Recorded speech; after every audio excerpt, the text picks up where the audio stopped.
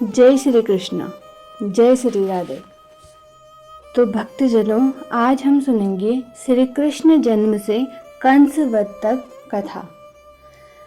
तो भक्तजनों, बहुत समय पहले की बात है। मथुरा नगरी में उग्रसेन नाम के राजा राज्य करते थे। उनके पुत्र का नाम कंस था। कंस बहुत ही क्रूर और अत्याचारी था। वह अपनी शक्ति के घमंड में चूर रहता था और पूरी मथुरा नगरी उसके डर से कांपती थी।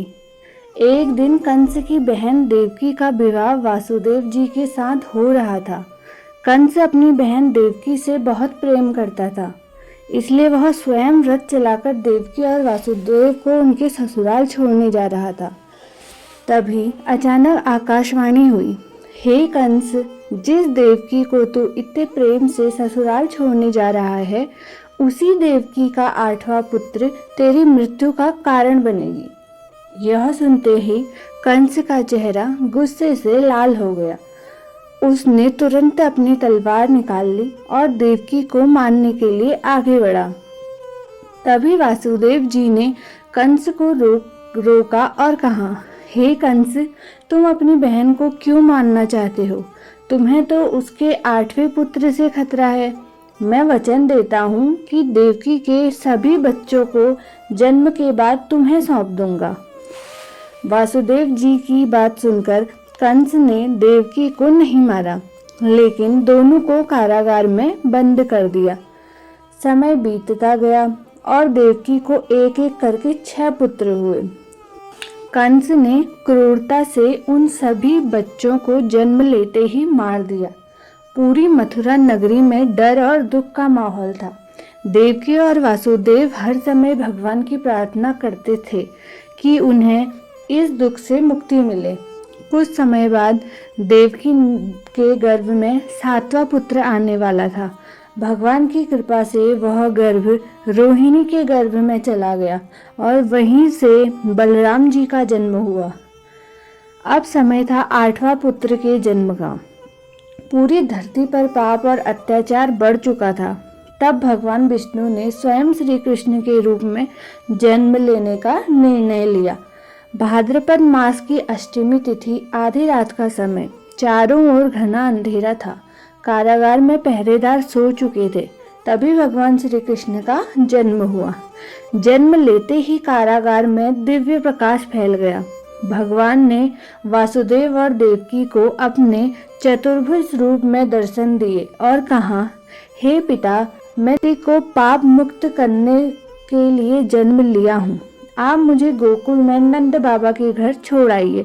इतना कहकर भगवान श्री कृष्ण बाल रूप में आ गए।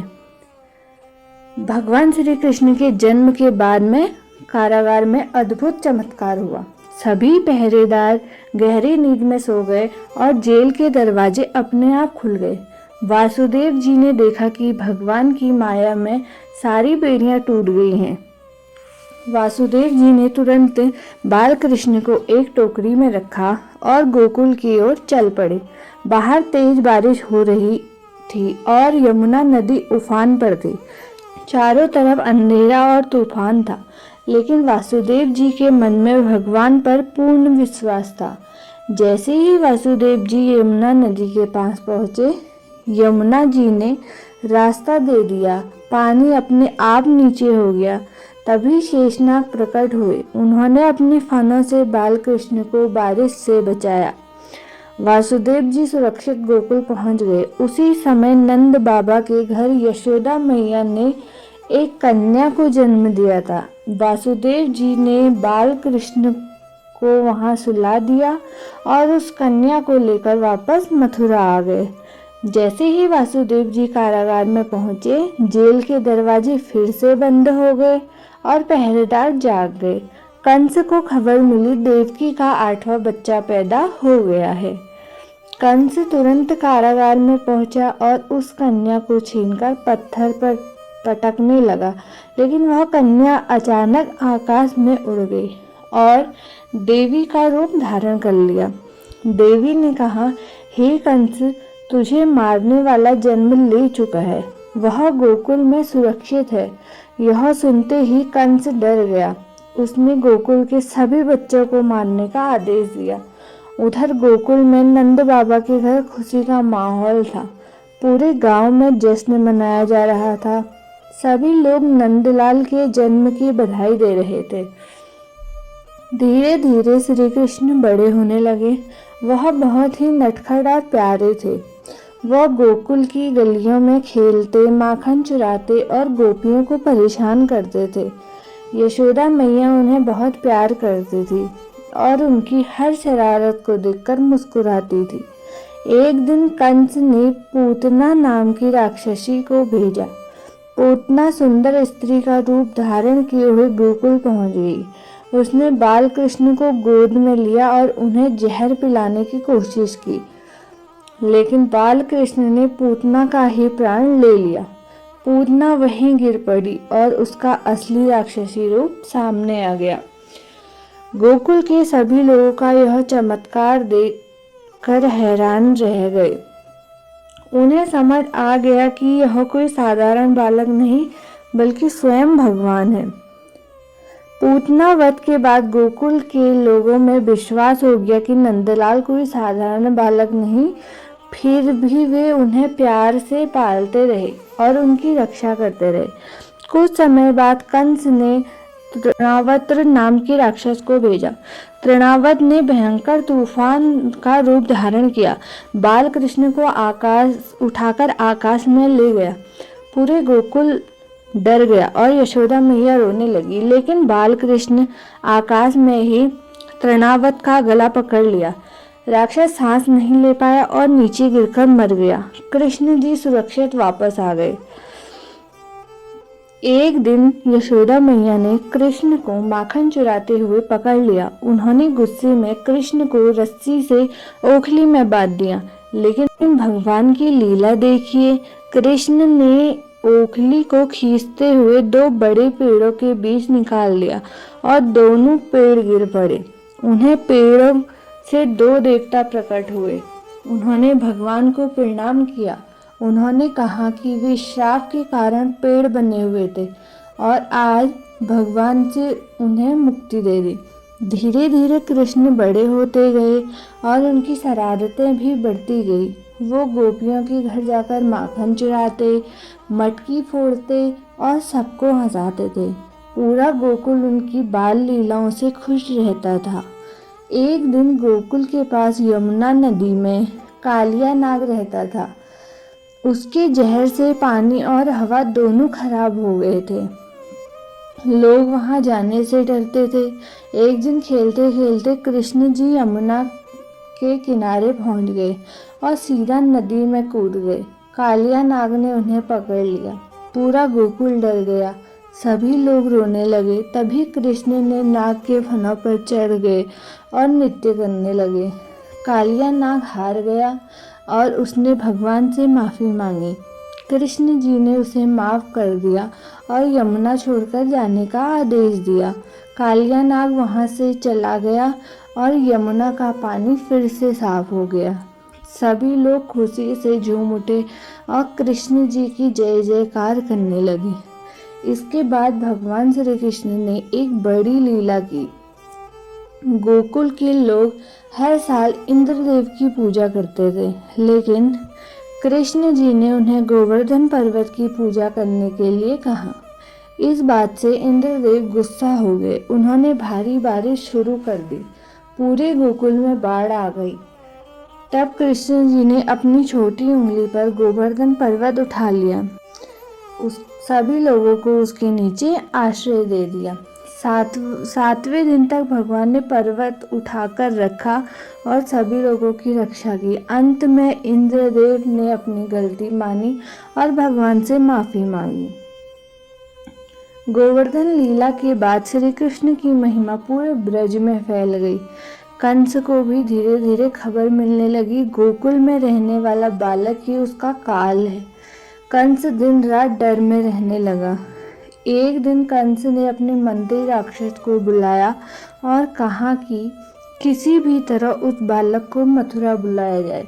तब कंस ने अक्रूर जी को गोकुल भेजा। अक्रूर जी भगवान श्री कृष्ण के बहुत बड़े भक्त थे। जब उन्हें यह आदेश मिला वे मन ही मन खुश हो गए। उन्हें भगवान के दर्शन का मौका मिल गया। अक्रूर जी गोकुल पहुँचे और नंद बाबा को कंस का संदेश सुनाया कि कृष्ण और बलराम को मथुरा बुलाया गया है।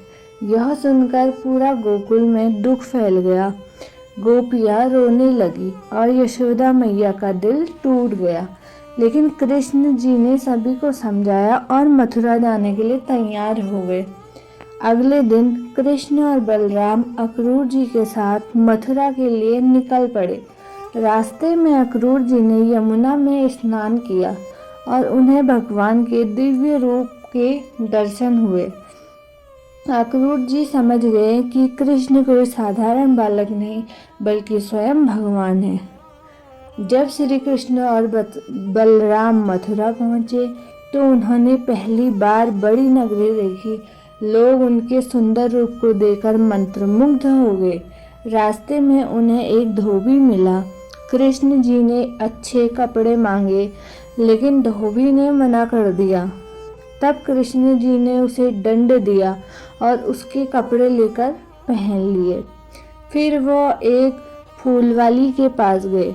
फूलवाली ने प्रेम से भगवान को फूल दिए।